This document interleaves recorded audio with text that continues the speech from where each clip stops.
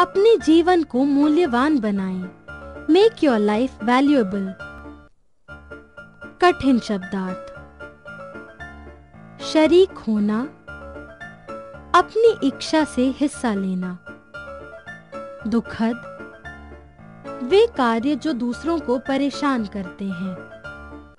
पड़ोस, आसपास, चारों ओर। भावनात्मक, दिल से महसूस करना। प्यार से बिना किसी मतभेद झगड़े के एकजुट होना। प्रदूषण, रहने के अनुकूल स्थिति न होना। संस्कृति, रहने का ढंग। परिवार, शिक्षक, मित्र, पड़ोसी और पड़ोस मिलकर समुदाय बनाते हैं। उन सभी के साथ एकता व शांति से रहना सामुदायिक जीवन कहलाता है। अपने रहने के ढंग से हमें दूसरों के सामने उदाहरण प्रस्तुत करना चाहिए। हमें अपने से बड़ों का आदर करना चाहिए। हमें अपने भाई बहन से झगड़ना नहीं चाहिए। हमें सदा अपने मित्रों की सहायता करनी चाहिए। हमें लोगों की जरूरत में सहायता करनी चाहिए। हमें अपना घर और पड़ोस साफ रखना चाहिए। हमें अपने आसपास रहने वाले लोगों के बारे में जानने का प्रयास करना चाहिए। सभी सामाजिक कार्यों में शामिल होना आवश्यक है। इससे हमें अपने समुदाय के बारे में जानकारी मिलती है। आवश्यक कदम। मुसीबत में लोगों की सहायता करें। जब हमें जरूरत हो तो मित्रों से संपर्क करें। परिवार को भावनात्मक सहायता दें। सभी मित्रों व लोगों के साथ आनंद मनाएं। इस तरह हम जिस समाज में रहते हैं उसे परेशानियों से मुक्त रख सकते हैं। ये सभी कारक बालक के विकास को प्रभावित करते हैं। किसी बालक या बालिका का मित्रों का समूह उन्हें सामंजस्य बनाने में सहायता करता है।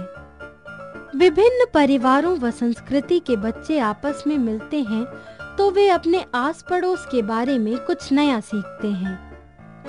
बच्चे अन्य व्यक्तियों की सहायता भी लेते हैं। इस प्रकार हम स्वयं के भीतर सहायक प्रवृत्ति विकसित करते हैं। हमें अपने पड़ोस के लोगों के लिए दुख का कारण नहीं बनना चाहिए, जिसमें से कुछ इस प्रकार हैं।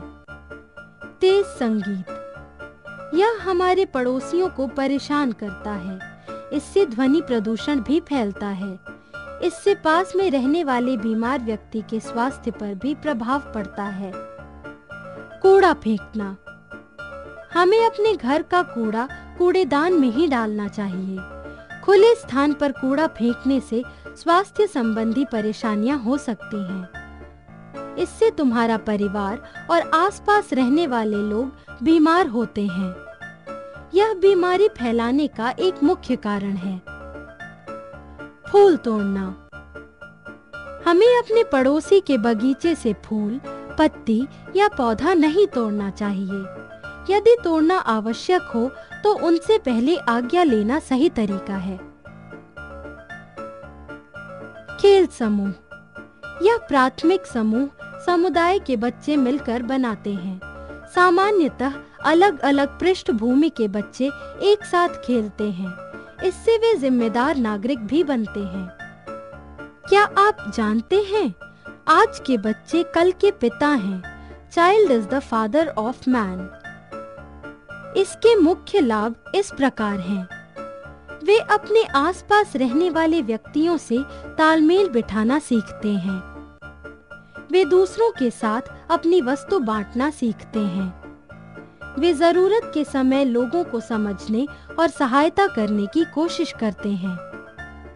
इससे उनके बाह्य जीवन पर भी प्रभाव पड़ता है। इससे वे देश के उत्तम नागरिक भी बनते हैं। नेतृत्व क्षमता, मानव जीवन की शुरुआत के साथ ही नेता भी उत्पन्न हुए। प्रत्येक व्यक्ति अद्भुत है। प्रत्येक व्यक्ति दूसरे से भिन्न है। अपनाया हुआ पथ। नेता, व्यक्ति, अनुयायी। प्रत्येक समूह में एक व्यक्ति ऐसा होता है जिसमें नेतृत्व क्षमता होती है। ऐसे व्यक्ति में असाधारण शक्ति, बुद्धि, गुण और व्यक्तित्व होता है। जब समूह के सदस्य किसी परेशानी का सामना करते हैं, तब वे अपने नेता की सहायता लेते हैं।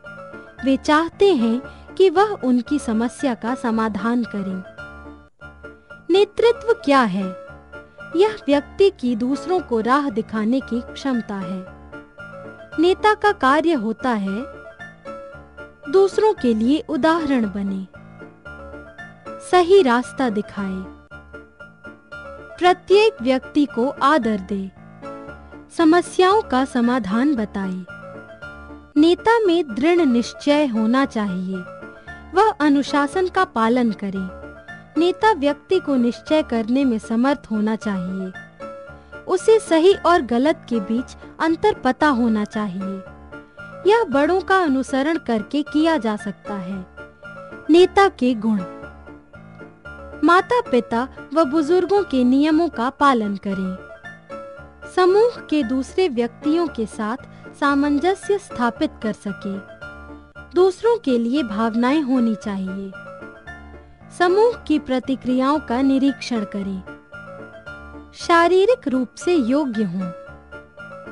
चुनौतियों का सफलतापूर्वक सामना कर सकें।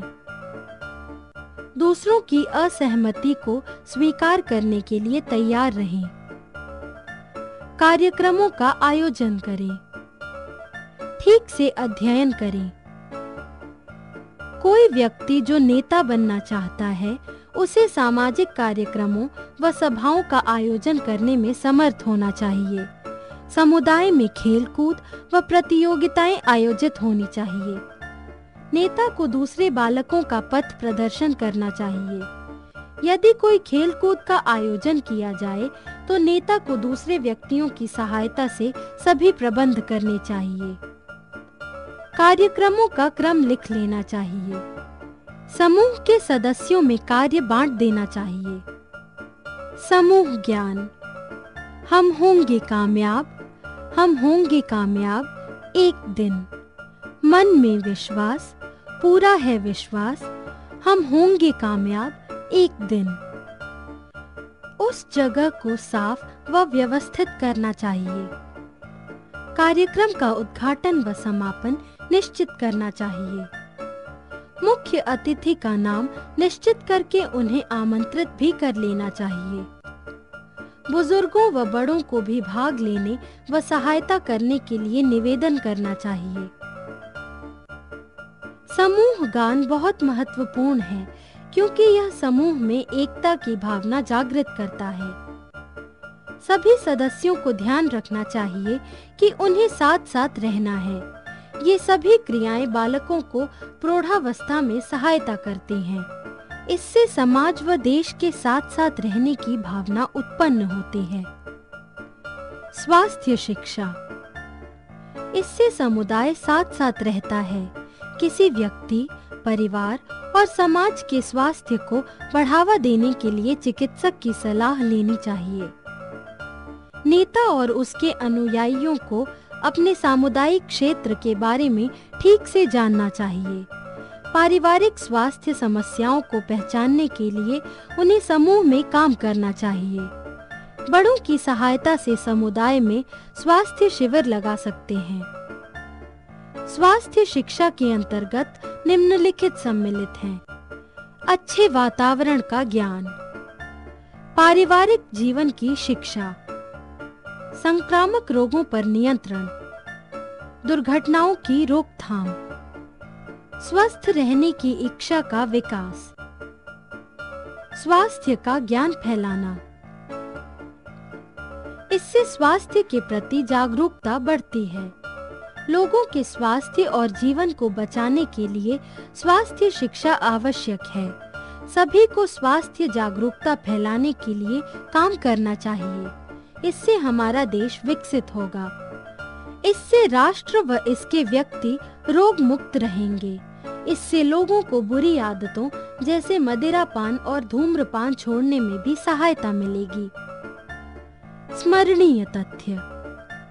स्वास्थ्य शिक्षा से हम वातावरण स्वच्छ रखने की जानकारी प्राप्त कर सकते हैं। सामूहिक ज्ञान समूह में एकता बढ़ाता है।